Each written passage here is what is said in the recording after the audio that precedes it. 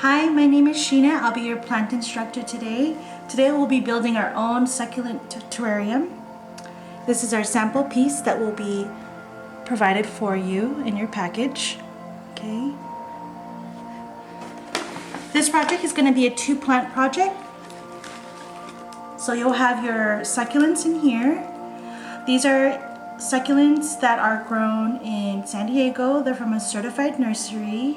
I don't propagate them, I shop for them. And these were purchased about a month ago.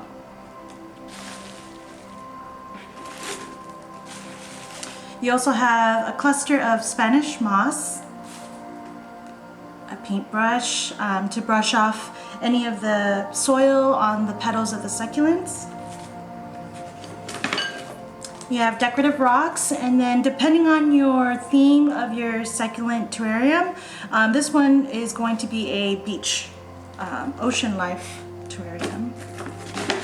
And then if you can carefully make sure you take out, most of the vessels that I'll be providing will be glass. When you do take out your succulents, make sure you carefully take them out with 2 hands. This one's a glass globe terrarium. Okay. If you noticed inside your terrarium, oh look, we have a little blue whale. So we will be building our terrarium. If you look inside the actual terrarium, it already has gravel placed for you. This is going to be considered your false foundation for your terrarium.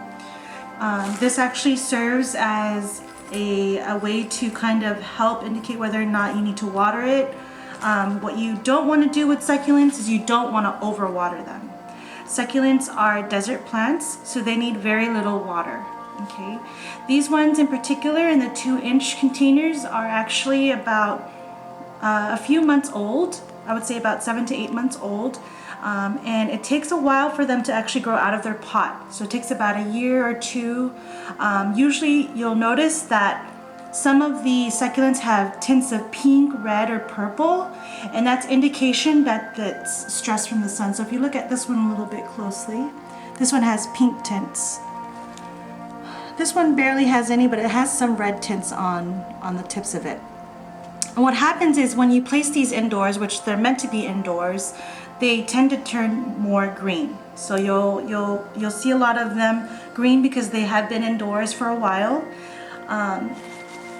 So in terms of plant care, the worst thing you could possibly do to it is overwater it.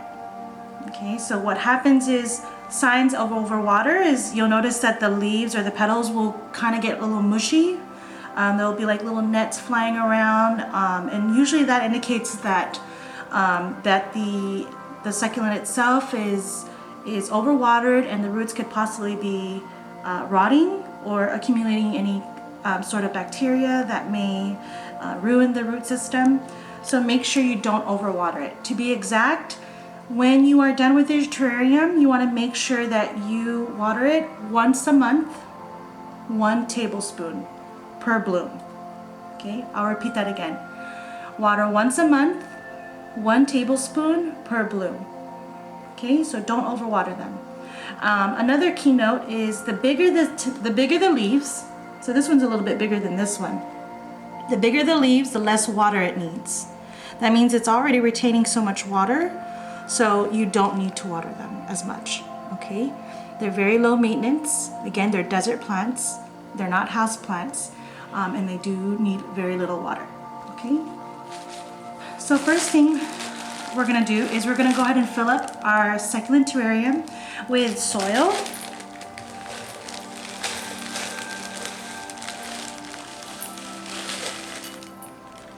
And I'll leave a little bit just in case. And then you're going to go ahead and shake it and level it up. If you notice the grayness of the soil, this basically means that it's ready to be watered. When it's a little dark and damp, that means that you need to wait a little bit and make sure that you don't water it. Again, this is a special kind of soil, so succulents need a specific type of soil. This is the same soil used for cactus, citrus, palm trees, and as well as succulents. It has elements of wood chips and grain, filtered sand and rocks. Okay. So now what we're gonna do is we're gonna get a little dirty. What you're gonna do is you're going to get your succulent plant. This is why you need your little plastic bag on the side, so that way you don't get too messy. But if you're outdoors in your backyard and you're safe indoors, then you can use the outside. So what you're gonna do is you're gonna take out your succulent plant. You're going to, oh, I also wanted to add that it also has elements of styrofoam in here too. This helps kind of like separate the roots and helps it grow more healthy and more strong. So what I did there was I kind of just took out the dry leaves. So this indication of this mushiness, that means that it's been overwatered, okay? You can also over dry and underwater your succulent, and some indications is that it usually shrivels up and the petals turn dry and you can basically just chip them off.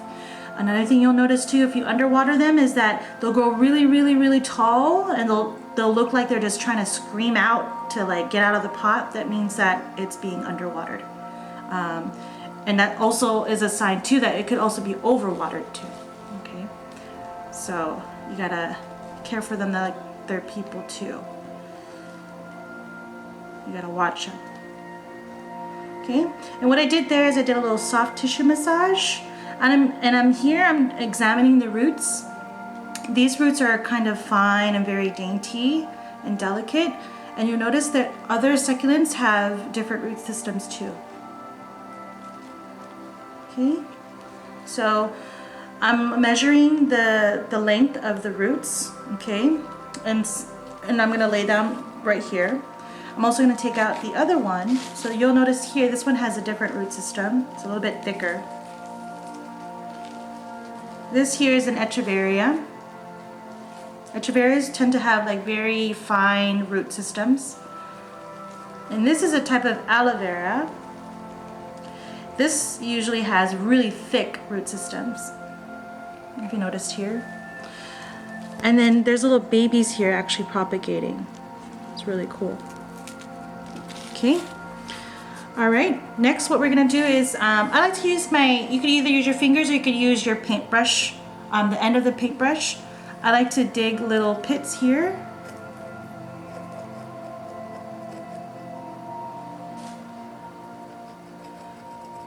Okay. And then if you notice, I built a little pit there. I'm gonna put this little one in here. So depending on how you wanna design your succulent, you want to make sure that you kind of visualize it. I kind of want it centralized so that way I can easily water it. Some of you can actually design it where there's a front part of it and you can actually plant your succulents in the behind, or you can plant them separately and maybe build some kind of river in the middle. Whichever you think is more interesting to you. So this one has a really thick root system. So what I'm going to do here is I'm going to dig a big hole here.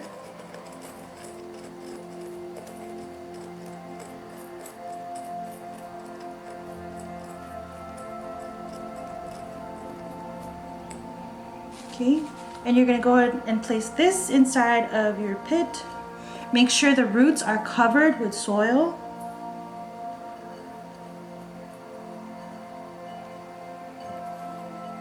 This one needs a little bit of soil in here. Okay, and then this should be kind of a good way to kind of clean out and this is where I'm using the paintbrush. I'm kind of just cleaning out. Ignore my nails, okay? Because, you know, that's not my priority right now.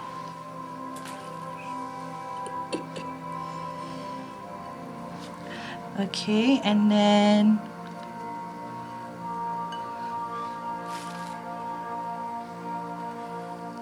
alright, so all the roots are covered.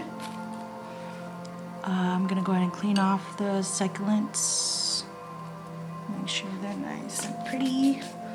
And then what you're gonna do next is you're gonna go ahead and take out your box that I have provided here.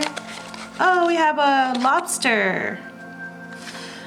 Usually I'll give you about 1 or 2 miniatures in there, but I'm gonna go ahead and put this out first. So I'm gonna build a little terrarium for this little lobster. I have 2 shells. And then I have some decorative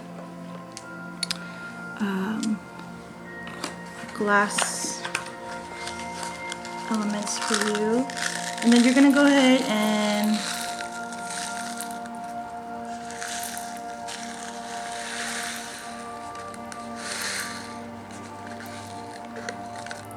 okay. And then what you want to do is you want to make sure that when you are adding the gravel or decorative rocks on the top, you want to cover the whole top surface. You don't want any of the soil to be exposed, especially the fact that this is a glass clear terrarium. It easily gets dried up. Let's see, I'll place this right here, and then place these little glass marbles here. Okay, and then I'll have some moss, maybe to kind of, you can actually tear these apart too. So I'm gonna make 2 clusters and put one maybe behind the lobster. And then put this one behind here. And then I had some seashells. So I'll probably add, you can have one placed facing down. And then this one, you can actually put behind here. And there you have it. Your very own succulent terrarium. I'm Sheena Langoob, and thank you for watching. I hope you're all safe and indoors. And make sure that when you are doing this, that when you are planting something, you're actually planting hope. And that is something that we all need right now. Okay? Have a good day.